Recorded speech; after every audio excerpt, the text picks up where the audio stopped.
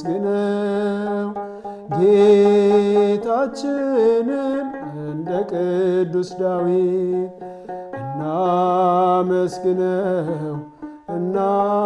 እናመስግነው ጌታችንን እንደ ቅዱስ ዳዊት መንፈስ ቅዱስ ይቃኘን መንፈስ ቅዱስ ይቃኘን ያስተምረን አምላካችን እንደ ቅዱስ ዳዊት መንፈስ ቅዱስ ይቃኘን መንፈስ ቅዱስ ይቃኘን ያስተምረን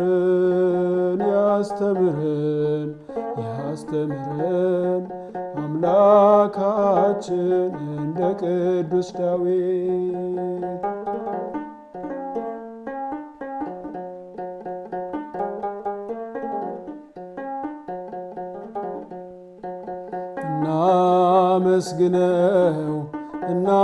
እናመስግነው ጌታችንን እንደ ቅዱስ ያሬድ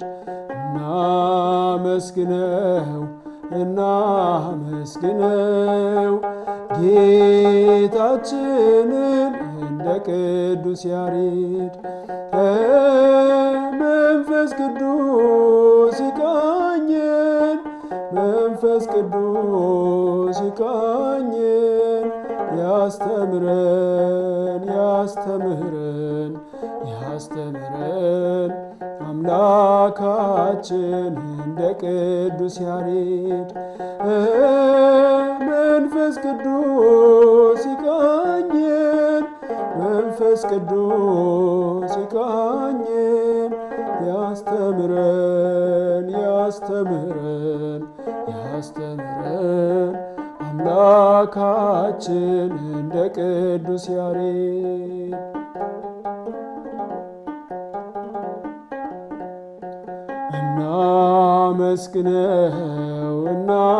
እናመስግነው ጌታችንን እንደ ቅዱስ ኤፍሬም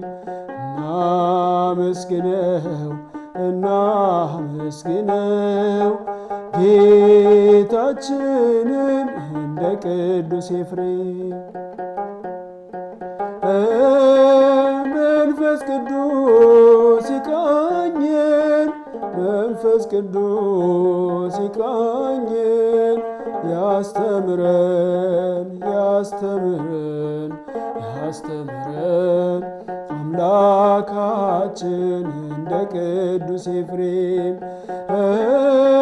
መንፈስ ቅዱስ ይቃኘን መንፈስ ቅዱስ ይቃኘን ያስተምረን አምላካችን እንደ ቅዱስ ኤፍሬም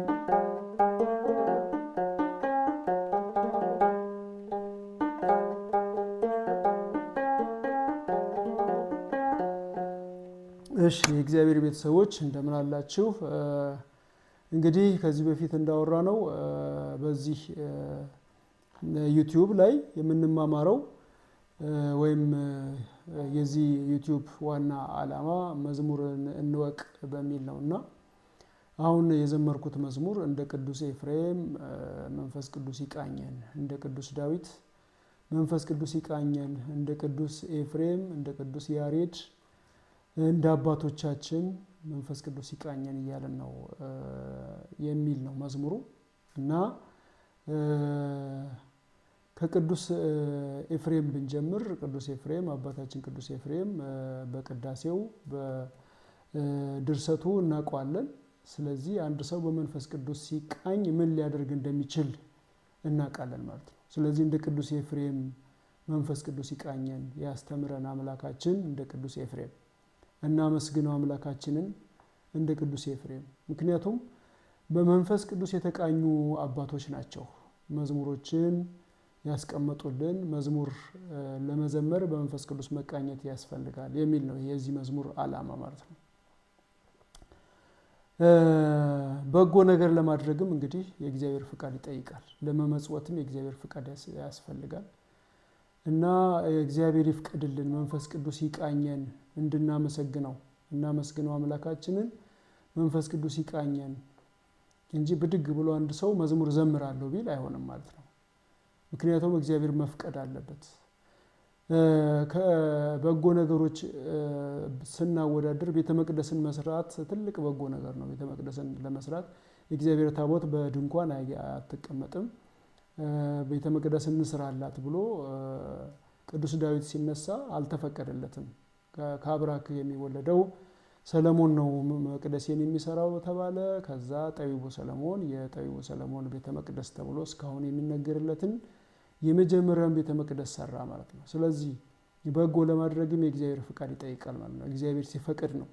ሀብታም ሆኖ ገንዘብ ኖሮት ግን መመጽወት የማይችል ሰው አለ፣ አልተፈቀደለትም ማለት ነው። ጸሎት ያስፈልገዋል። ስለዚህ መዝሙሩን በጎ ነገር ነውና ተነስተን እንዘምራለን ማለት አንችልም። የእግዚአብሔር ፍቃድ ያስፈልጋል ማለት ነው። ሌላው እንደ ቅዱስ ያሬድ መንፈስ ቅዱስ ይቃኘን የአሁኑ መዝሙር ላይ መንፈስ ቅዱስ ይቃኘን እንደ ቅዱስ ያሬድ የሚል አለ። ቅዱስ ያሬድ እግዚአብሔር ገልጾለት በሱ በኩል የያሬዳዊ ዜማ ተብሎ እስከዛሬ የሚነገረው ዜማ በቅዱስ ያሬድ በኩል ነው እና ወደኛ የመጣው።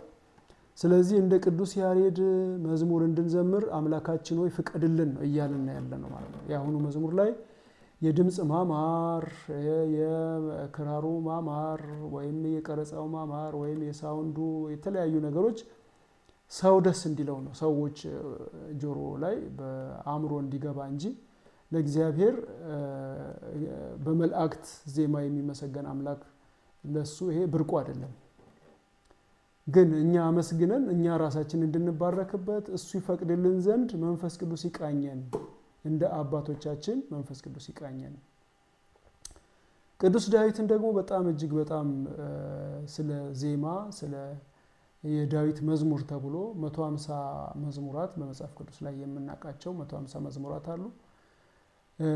በዝማሬ መጀመሪያ የምናነሳው ቅዱስ ዳዊትን ነው ከመጽሐፍ ቅዱስ ላይ ስናነሳ ማለት ነው። እንደ ኢትዮጵያ ቅዱስ ያሬዳዊ ዜማ ብለን ቤተክርስቲያናችን እጅግ የምትጠቀምበት የዜማ የሰማያዊ ዜማ ማለት ነው። የመላእክት ዜማ ቢሰማ የማይጠገብ ሁል ጊዜ አዲስ የሆነ እና ያልተደረሰበት እንደ ውቅያኖስ ሰፊ የሆነ እስካሁን በጭልፋ በማንኪያ ምናምን የምንጨልፈው ሰፊ ከእግዚአብሔር ከሰማይ የተሰጠ ዜማ ለቅዱስ ያሬድ ተሰጥቷል።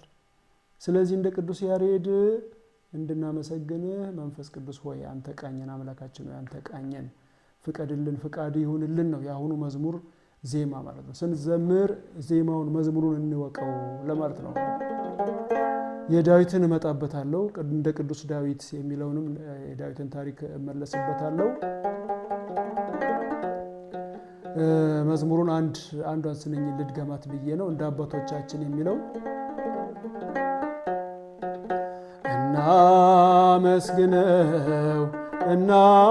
እናመስግነው ጌታችንን እንደ አባቶቻችን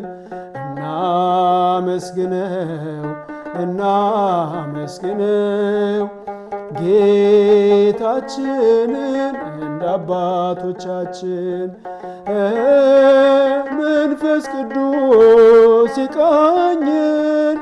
መንፈስ ቅዱስ ይቃኘን ያስተምረን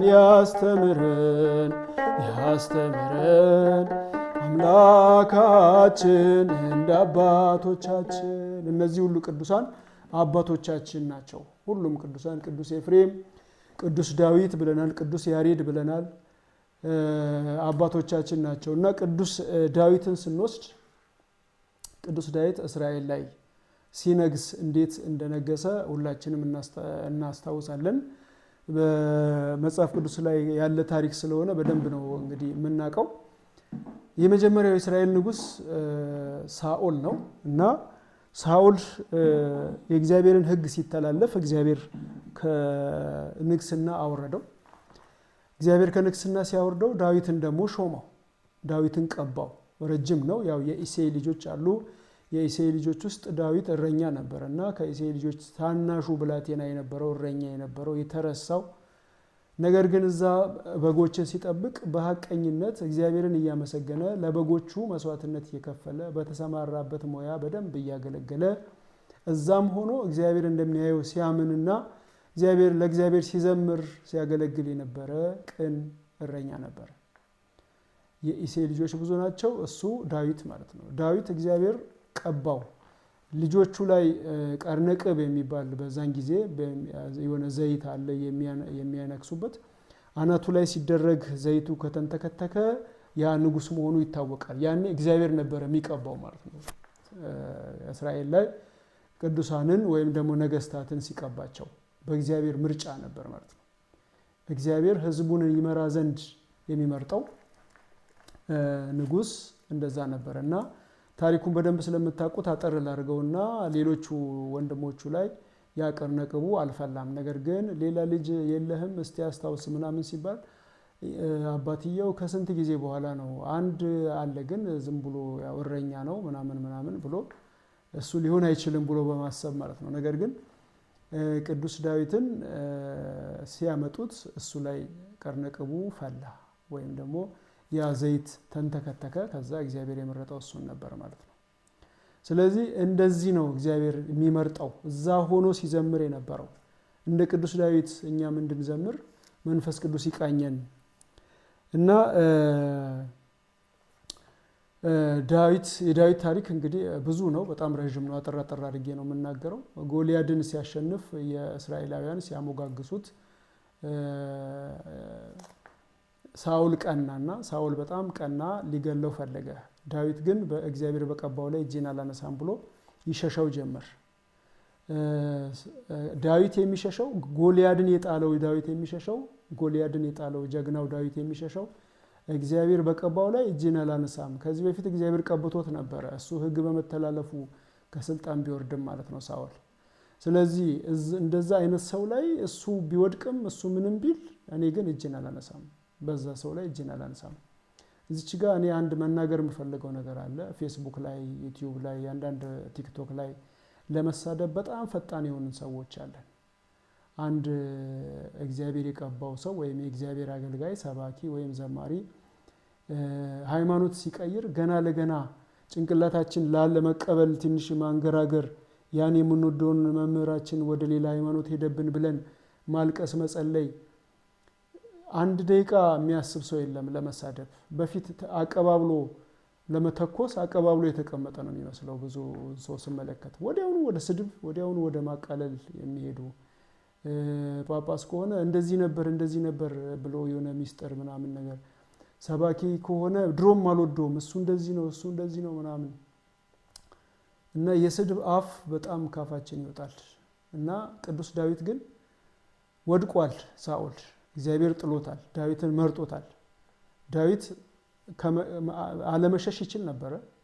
ነገር ግን ዳዊት እግዚአብሔር እንደ ልቤ ያለው ሰው ስለነበረ ሳኦልን ሲሸሽ ነበረ። ጭራሽ እንደውም እግዚአብሔር አሳልፎ ሰጥቶት የሆነ ጫካ ውስጥ የሳኦልና ሰራዊቱ በተኙበት ቅዱስ ዳዊት ከሰራዊቱ ጋር ደርሶ ዋሻ ውስጥ ማለት ነው እግዚአብሔር አሳልፎ ሰጥቶናል እንግደለው ሲሉ የዳዊት ወታደሮች ቆዩ፣ አይደለም እግዚአብሔር በቀባው ላይ እጄን አላነሳም አለና ቀስ ብሎ ከልብሱ ጫፍ ላይ ቆርጦ ወደዛ ራቅ ብሎ ሳኦል ብሎ ጠራው። ከዛ ለምን ታሳድደኛለህ? እኔ አንተን መግደል ብፈልግ ኖሮ ይሄው እገልህ ነበር። አንተ ተኝተህ አንተም ሰራዊትህም ተኝታችሁ ባላችሁበት አጠገብህ መጥቼ ይሄን ጨርቅ ቆርጫለሁ ብሎ የልብሱን ጨርቅ ቆርጦ አሳየው ማለት ነው። ስለዚህ ማድረግ እየቻልን ራሱ ማለት ነው። ለምሳሌ